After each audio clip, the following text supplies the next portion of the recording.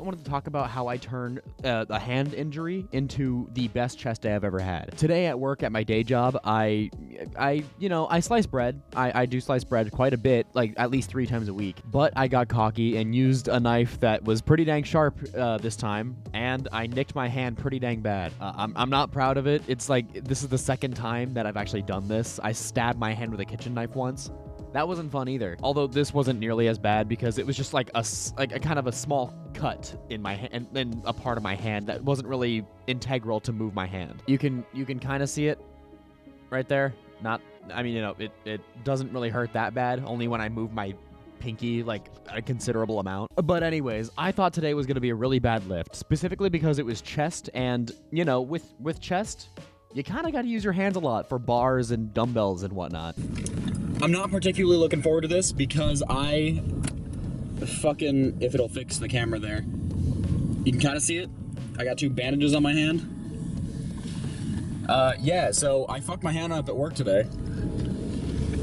Not in the most, accidental way either. It was an accident, but man, I'm kind of stupid, I'll say that. I mean, granted, there are worse days to have this injury with, like arms or something. Those you have to use your hands even more, or, at least in my case. And I'm not gonna lie, the start of the workout was not great.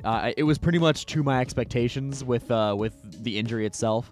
It wasn't going well. My first 2 sets were dumbbell incline press.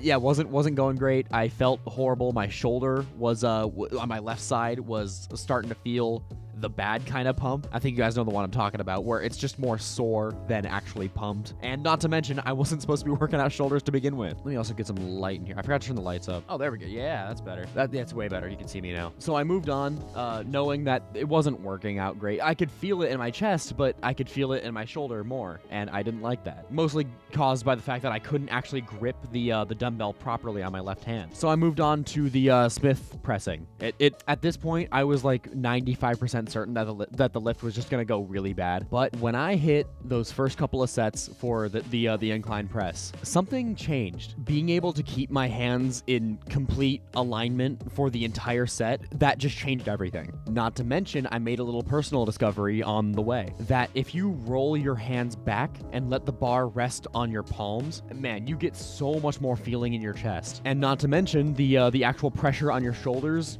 almost goes away completely. I mean, sadly, it took like 4 sets in total just to get my feeling right again. So I kind of wasted a lot of like 20 to 30 minutes on just doing that, trying to fix myself. But man, pretty much every set after this was just so good that I can't help but call it the best day ever for chest specifically. Not to mention, I was even able to push myself a little further than I expected, doing more than just 3 sets. I did keep the weight on the light side to make sure I could do higher reps, and also so that if I do drop the bar, it doesn't tear open my hand even more. But I think that just made the workout all the more better. And then I moseyed on over to that chest press machine that pretty much every gym has. And believe me or not, I mean, on the very first try, I got the height of the seat and the backrest perfect on the very first try. Like at this point, I went from like the lowest point of like, man, there's no way this workout's gonna be good, to I'm like almost positive this workout will be the best I've ever had. So I just kept doing more sets. I think I did 4-ish sets, maybe a little more, a little less. And the pressure that I put on myself just kept inclining because I was getting so efficient with,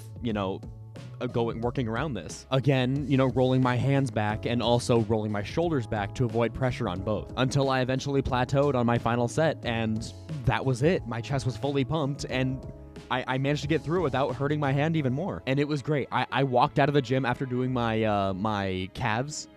I felt great. I felt like a king. I felt like a king with the smallest chest in the entire gym, and that's saying something. But hey, I mean, I made it through the entire workout, and I also learned something. I learned how to do my sets even better when this does fully heal. And even now, after doing my posing and my cardio, I still feel fine. I don't feel like I injured my hand even a little bit. But anyways, guys, I just wanted to share that little story with you guys because I thought it was interesting that I was able to make it through the entire workout. I'm trying to make more daily style videos of like things that go on throughout the workout that I wanted to either test out or to show you guys what I've learned through it. And honestly, like, I would say hurting my hand like this has never has never provided more benefits than like starting protein powder or something like that. But yeah, that's all I have to say.